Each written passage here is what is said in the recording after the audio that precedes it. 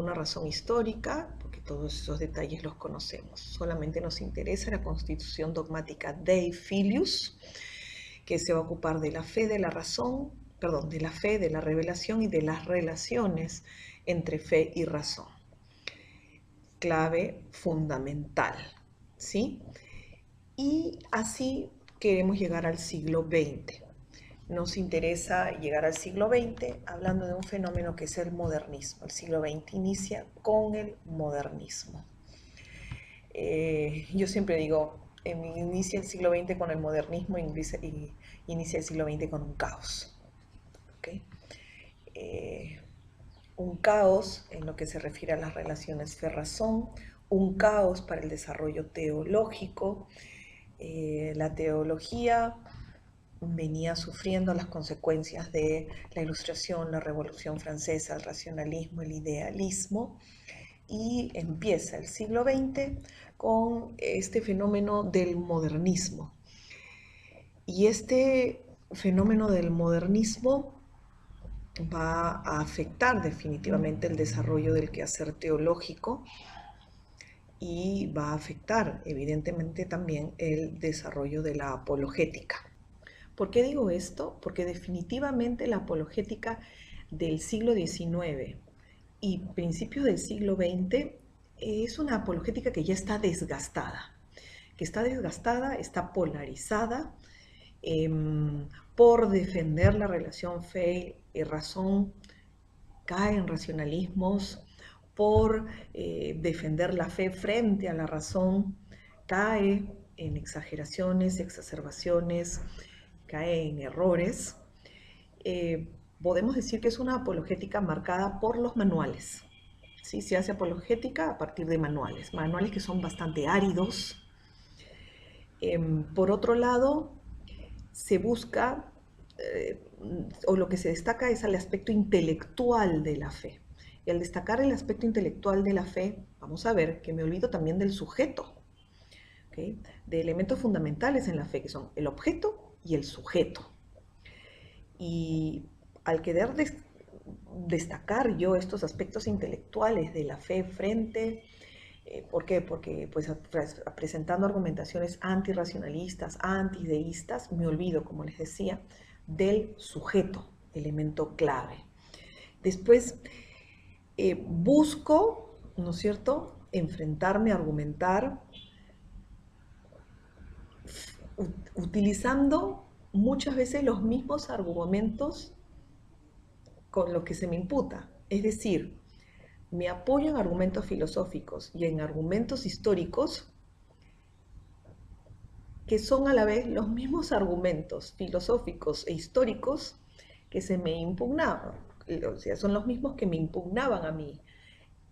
Los temas, por ejemplo, el deísmo, el racionalismo, me apoyo en ellos. O me apoyo en el protestantismo, en el modernismo. Entonces, tenemos una apologética que realmente está desgastada, agotada, no encuentra el camino correcto, se centra en el objeto, como decíamos, no tanto en el sujeto, y entonces tenemos que, por suerte, la renovación, los movimientos de renovación del siglo XX van a también tener influencia en esta teología, en esta manera de hacer teología que es la apologética. Los movimientos de renovación van a terminar también renovándola, y es así como vamos a poder después hablar, en lugar de apologética, vamos a hablar de una disciplina, parte de la teología, que es primordial para el quehacer teológico, como va a ser la teología fundamental. ¿Pero por qué? Porque lo que voy a hacer es darle una mirada nueva que es fruto, obviamente, de todas las reflexiones que vendrán de estos movimientos de renovación y que vendrán con el Vaticano II. ¿Por qué una mirada nueva? Porque estoy partiendo, por ejemplo, voy a partir de la Dei Verbum. La Dei Verbum y cómo la Dei Verbum nos presenta la revelación, cómo nos presenta la respuesta del hombre, que es la fe. Entonces, si esta es la mirada de la revelación, si esta es la mirada sobre la revelación, sobre la fe, evidentemente la teología fundamental también va a tener como base esta mirada. Entonces ya no va a estar centrada en el aspecto apologético, manualístico, de la intelectualidad, ¿no? Es simplemente centrarse en los aspectos intelectuales de la fe, sino que su mirada, su aproximación va a ser diferente. Hasta aquí podemos hablar nosotros.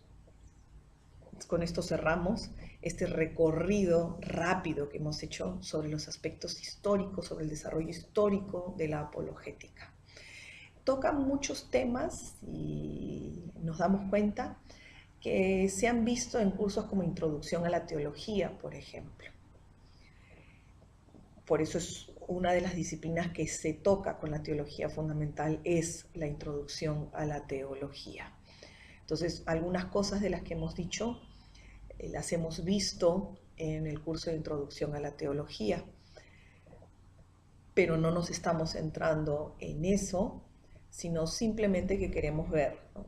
Objetivo, decir que la teología fundamental, su origen, o sea, tiene un origen real, un origen histórico, y que es una disciplina hoy novedosa, con un nombre nuevo, pero no solo un nombre nuevo, no le he lavado la cara a la apologética, sino que el nombre nuevo va de la mano con una nueva aproximación, con una nueva mirada, que es fruto, es resultado, evidentemente, como todo lo que nos ha pasado en teología, a partir de la renovación, la mirada que hace la Iglesia sobre sí misma, sobre la revelación, sobre lo que Dios quiere de la Iglesia, sobre la misión que se dan a partir del Vaticano II. Entonces cerramos aquí el desarrollo, como les decía, histórico. Hay muchas otras cosas que quedan en el tintero, sí. Esto es lo básico, lo fundamental para una presentación histórica, introductoria a lo que es la teología fundamental. Vamos ahora a ver juntos el tema B de esta introducción. Habíamos dicho, primer capítulo, naturaleza de la teología fundamental. Primero, el A, podríamos decir, era el desarrollo histórico de la apologética como origen histórico de la teología fundamental. Y ahora sí vamos a la naturaleza de la teología fundamental, donde vamos a ver el objeto, el método y la razón de ser de esta disciplina. Bien, entonces, objeto de la teología fundamental, aquellas realidades que tienen carácter de fundamento. ¿Ok? Entonces, ¿de qué se ocupa la teología fundamental? De aquellas realidades que tienen carácter de fundamento. Es decir, parece que estoy definiendo con las mismas palabras, pero lo que quiero decir es que la teología fundamental se va a ocupar de aquellas realidades que son la puerta de entrada a la teología, que son el soporte de toda la teología, la raíz de toda la teología. ¿Y cuáles son? Son revelación y la fe.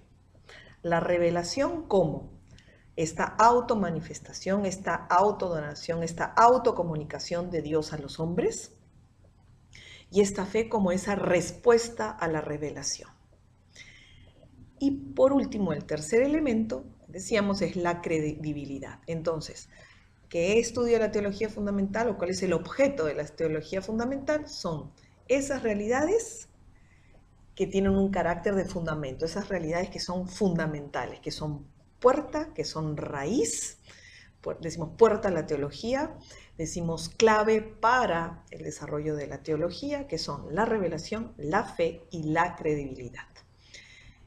Ahora vamos a introducirnos un poquito en eso. ¿Cuál es el método de la teología fundamental? El método es el método teológico dogmático y evidentemente también el método apologético. Cuando hablamos del método teológico dogmático, evidentemente tenemos atrás todo el tema del Concilio Vaticano II. ¿Por qué decimos eso? Porque estamos partiendo que el método que vamos a usar es el método teológico dogmático, porque estamos entendiendo la revelación como la entiende la Dei Verbum, esta autodonación, esta comunicación de Dios a los hombres. Por lo tanto, es fundamental la Sagrada Escritura, la tradición, evidentemente el magisterio de la Iglesia y lo que se ha dicho al respecto a lo largo del desarrollo de la Iglesia. Y también decíamos el método apologético, porque vamos a ver que no es propiamente lo clásicamente visto en cuanto a la apologética o la defensa. Y para eso me permito leer o recomendarles las páginas 40-41 del manual de César Izquierdo. Ahí hay una reflexión interesante que voy a leer si es que no tienen el manual con ustedes. Los extremos que el método apologético debe evitar son el fideísmo y el extrinsecismo o racionalismo. Es decir, no voy a dejar de hacer apologética o defensa, pero voy a evitar estos extremos. ¿Por qué? Por un lado, la fe no pretende controlar la actividad del espíritu que conoce, ni actuar como si solamente ella estuviera en condiciones de llevar a la verdad. Una estricta actitud fideísta no reconocería más valor que el de la misma fe, quedando lo que no perteneciera a su ámbito como algo residual o incluso negativo. En la práctica, sin embargo, la actitud fideísta acaba desembocando en una doble verdad, la de la fe y la de la razón, entre las que no hay comunicación posible. El método apologético debe evitar que la fe anule a la razón, así como la separación de ambas. Debe también cuidar de que la consideración del objeto no se haga abstrayendo del sujeto concreto, es decir, del hombre creyente o llamado a creer. Lo que decíamos, la apologética no puede concentrarse solamente en el objeto, olvidando al sujeto. Debe evitar toda contaminación racionalista. Toda justificación formalmente rigurosa del objeto que no tuviera en cuenta al sujeto al que se destina se convertiría en una construcción inoperante y en el fondo falsa, porque trataría la revelación como una pura verdad independientemente de cualquier dimensión moral. Entonces, objeto de la teología fundamental, las realidades que tienen carácter de fundamento: revelación, fe, credibilidad. Método, el método teológico dogmático y el método apologético. Y cuando decimos método apologético, por eso era importante el recorrido histórico. ¿Por qué? Porque decimos, bueno, no, ninguno de los extremos, ni el fideísmo ni el racionalismo, ni la centralidad del objeto olvidando al sujeto. Entonces es un método apologético renovado que no se centra en lo clásico defensivo. ¿Sí? Bien, entonces eso es lo que tenemos. Ahora, hay diferentes manuales de teología fundamental, hay diferentes maneras de abordar la teología fundamental, pero sí siempre se pueden distinguir dos formas. Una es la forma teologal y la otra es la forma antropocéntrica. Ya sus nombres nos lo dicen. En la forma teologal vamos a entender primero y fundamental la revelación divina como misterio don de Dios que se da a los hombres. Es decir, se parte de la acción de Dios a la recepción humana, que es así como la presenta la Dei Verbum. Y cuando nosotros hablamos de la forma antropocéntrica, de lo que se va a partir es del análisis del espíritu humano. O sea, primero voy a partir de quién es este hombre, cuáles son las condiciones de este hombre, cuáles son las características, quién es este hombre que está llamado a creer en esa revelación de Dios. ¿Okay? Entonces, cuando nosotros afrontamos la teología fundamental, sabemos que hay formas de recibirla y de darla a conocer, ya sea la forma teologal, la forma antropocéntrica. Ambas son válidas, vamos a encontrar desarrollos diversos en los diferentes escritos, en las diferentes reflexiones al respecto. ¿Sí? Bien, entonces podríamos decir a la vez, nos faltaría simplemente mencionar el tercer elemento, el elemento de la credibilidad, porque se estarán preguntando, bueno, ok, entiendo lo que es la revelación, entiendo lo que es la fe, pero ¿qué cosa es la credibilidad? Acuérdense, estamos hablando de los tres elementos que son fundamento, que son la clave, la puerta de entrada a la teología. Eso es lo que ve la teología fundamental. Revelación, fe y credibilidad. ¿Qué cosa es esta credibilidad? La credibilidad es una cualidad, por eso credibilidad. Es una cualidad que lo que nos muestra esta cualidad es que la revelación tiene un origen divino y un destino humano. La revelación no parte del hombre, la revelación tiene un origen en Dios, es un origen diferente al hombre, tiene como destino el hombre. Cuando hablamos de credibilidad, lo que queremos decir es que hay una coherencia, una cohesión interna entre esta revelación que parte de Dios y que tiene como destino al hombre.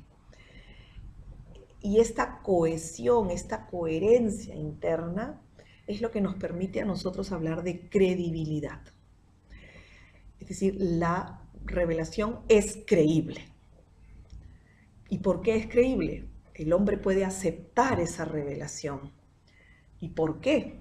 Porque va a responder a esa búsqueda de la verdad que hay en el hombre y a esa pregunta por el sentido de su vida. Entonces, ahí radica lo que vamos a desarrollar más adelante en el cuarto capítulo sobre credibilidad. ¿Qué es la credibilidad? ¿Sí? Terminamos recordando algunas cosas claves. Tenemos que Dios es el que se va a revelar, pero aunque se revele, Dios sigue siendo el Deus absconditus. Se revela, pero permanece trascendente. Después, el hombre al que está destinada esta revelación es el único hombre que existe. ¿Okay? Es un hombre llamado a la vocación sobrenatural, que ha pecado, que ha caído y que necesita de salvación. No es otro tipo de hombre, no hay otro. Ese es el hombre real existente, el único que existe. Y que cuando nosotros hablamos de revelación, la revelación es esta autocomunicación de Dios que es totalmente diferente al hombre, incluso totalmente diferente a la creación. Si bien en la creación yo distingo y puedo reconocer a Dios, elementos de Dios, puedo acercarme con la luz natural a Dios, la revelación sobrenatural, la revelación de Dios escapa a las leyes de la naturaleza. Es clave entender que es don gratuito del hombre, don gratuito de Dios. Entonces, por eso tenemos esta idea de que si Dios se revela, igual permanece trascendente, se le revela al hombre, a este hombre que existe, no a otro, porque no hay otro. Este acto de revelación de Dios es único, es, decíamos, totalmente diferente a la creación, no es, podríamos decir, consecuencia de la creación,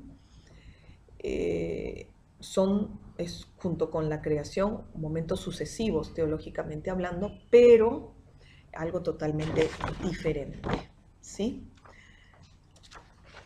Y con eso terminamos nuestro primer capítulo. Muchas gracias. Invito a leer,